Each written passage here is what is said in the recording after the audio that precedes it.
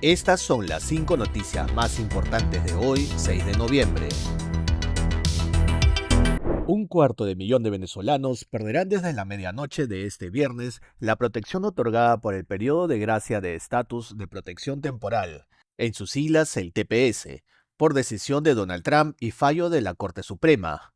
La cuenta regresiva ya había sido acabada semanas atrás para unos 350.000 venezolanos que ascendieron al programa en 2023, según estimaciones oficiales. Y ahora es el turno para la mayoría del grupo beneficiado originalmente en 2021. El Servicio de Ciudadanía e Inmigración de Estados Unidos advirtió en su sitio web: si usted es extranjero y actualmente es beneficiado del TPS para Venezuela, debe prepararse para regresar a Venezuela si no tiene otra base legal para permanecer en Estados Unidos.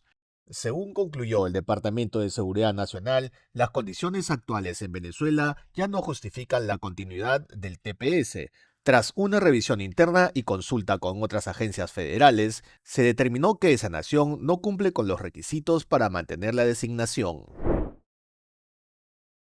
El presidente de Estados Unidos, Donald Trump, volvió a enfatizar este miércoles su preocupación por lo que él y muchos analistas califican como un genocidio de cristianos en Nigeria. La ola de ataques contra iglesias y comunidades cristianas en las regiones centrales y norte del país africano han llamado la atención de la comunidad internacional, incluso la del líder demócrata, quien pidió una intervención inmediata. En un video difundido en The Truth Social, Trump prometió hacer cosas que no le gustaría a Nigeria y entrar en ese país ahora deshonrado con las armas en ristre. En ese contexto pidió al Congreso estadounidense su aprobación para poder involucrarse en este conflicto. Le pido al congresista Ridley Moore, junto con el presidente Tom Cole y el Comité de Asignaciones de la Cámara de Representantes, que investiguen este asunto de inmediato y me informen al respecto.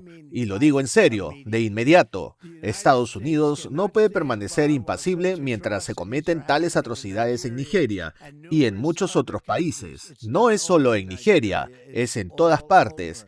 Estamos listos, dispuestos y capacitados para salvar a nuestra gran comunidad cristiana en todo el mundo. Esto no va a suceder. El asesinato de cristianos no va a ocurrir.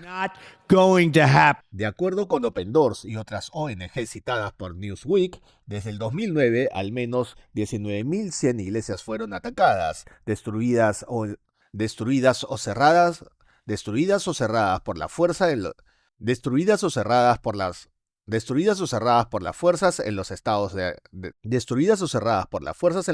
de Taraba, Adamawa, Kebbi, Borno, Castina y otros más. Solo en el último año, 3.100 de los 4.476 Solo en el último año, 3.100 de los 4.476 cristianos asesinados en el mundo Solo en el último año, 3.100 de los 4.476 cristianos asesinados en el mundo murieron en Nigeria. Además, 16.002 millones de cristianos en África. Además, 16.002 millones de cristianos en África. Además, 16.002 millones de cristianos en África subsahariana. Además, 16.002 millones de cristianos en África subsahariana fueron desplazados. El Papa León XIV ha recibido esta mañana en audiencia en el Palacio Apostólico Vaticano a Mahmoud Abbas, presidente del Estado de Palestina, con motivo del 10º aniversario del Acuerdo General entre la Santa Sede y el Estado de Palestina, y casi un mes después de la entrada en vigor del Acuerdo de Tregua en la Franja de Gaza.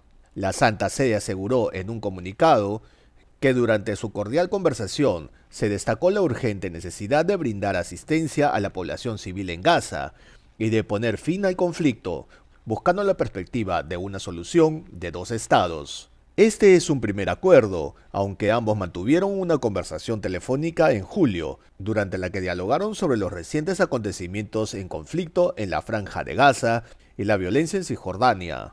En la charla, según informó entonces el Vaticano, el Santo Padre renovó su llamado al pleno respeto del derecho internacional humanitario, subrayando la obligación de proteger a los civiles y los lugares santos y la prohibición del uso indiscriminado de la fuerza y del desplazamiento forzado de la población.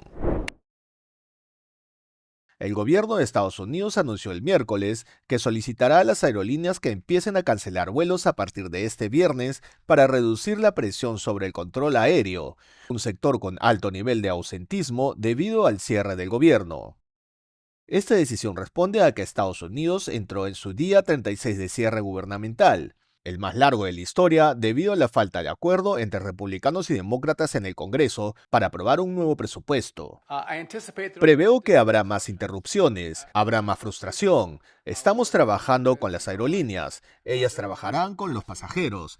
Pero en última instancia, nuestra única función es garantizar que este espacio aéreo se mantenga lo más seguro posible. El administrador, el director de la Administración Federal de Aviación, Brian Bedford, hablará sobre todas las herramientas que vamos a implementar. Una de ellas será la reducción del 10% de la capacidad en 40 de nuestras instalaciones. El jefe de la agencia que regula el tráfico aéreo, Brian Bedford, detalló que los controladores que siguen operando hacen horas extras y trabajan más días, porque hace falta 2.000 controladores aéreos, por lo que es necesario reducir la presión con un número menor de vuelos a supervisar por parte de los equipos. El tifón Kalmaegi tocó tierra el jueves en Vietnam. Las autoridades del país asiático han ordenado la evacuación de miles de personas, ante lo que el viceprimer ministro definió como una tormenta muy anómala, que según el ministro de Recursos Naturales y Medio Ambiente, los vientos más fuertes rozaban los 150 km por hora, con ráfagas mucho más intensas. Según la base de datos de desastres EMDAT, Kalmegi es el tifón más mortífero registrado en el planeta en 2025.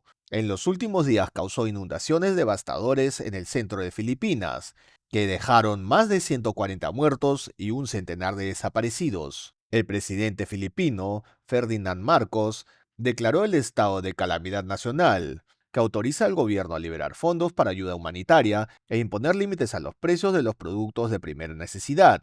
Asimismo, alertó sobre la tormenta tropical Phung Wong, que se fortalece mientras avanza en dirección a Luzon, la isla principal de Filipinas, y podría convertirse en tifón antes de tocar tierra el lunes. Estas fueron las claves del mediodía. Si quieres estar siempre informado, suscríbete, activa las notificaciones y comparte este resumen con quienes también necesitan entender el mundo sin perder el tiempo.